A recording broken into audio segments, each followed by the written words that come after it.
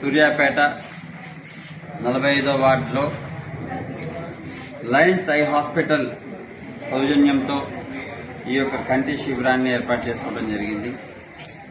మాకు 51 సంవత్సరాల క్రితం సూర్యాపేటలో లయన్స్ క్లబ్ ఏర్పడ్డది అనే విషయాన్ని మీకు గుర్తు చేస్తున్నాము. మనకి ఉమ్మడి జిల్లాల్లో ఎక్కడా లేదు, కేవలం మన సూర్యాపేటలో మాత్రమే ఈ లయన్స్ క్లబ్ ఐ హాస్పిటల్ ఉన్నది. అయితే ప్రజలకు ఒకటే విషయం నిర్ణయించుకుంటున్నాను, ఈరోజు ఎక్కడికో సుదూర ప్రాంతాలకు పోయి ఈ ఆపరేషన్ చేసుకోవాల్సిన అవసరమే లేదు. మా లయన్స్ క్లబ్ ఐ హాస్పిటల్లో ఎంతో టెక్నికల్గా అభివృద్ధి చెంది ఉన్నది.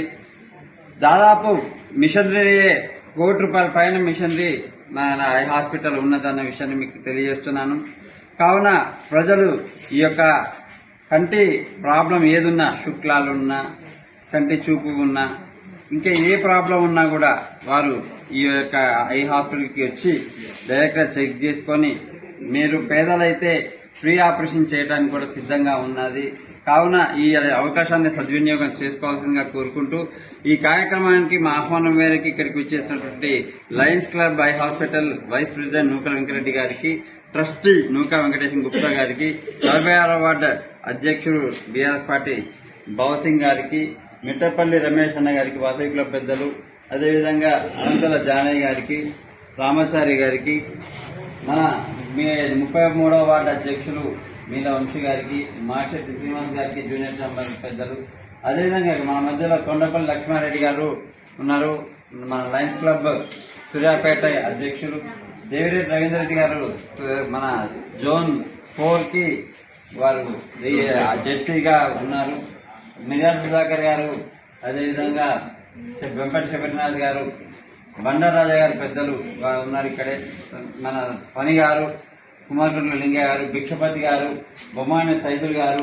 ఇక్కడికి వచ్చేసిన ప్రతి ఒక్కరికి పేరు పేరున నేను ఒకటే చెప్తున్నా, ఎవరైనా ఉంటే ఈ విధంగా కళ్ళు చూపు ఏమైనా ఉంటే వారిని అందరినీ కూడా ఇక్కడికి తీసుకురండి. ఈరోజు మధ్యాహ్నం 1:30 వరకు 2 అవసరమైతే ఇంకా కూడా ఉంటే పేషెంట్స్ 3-4 వరకు నడుస్తుంది ఈ ప్రోగ్రాం. కావున రావాలి.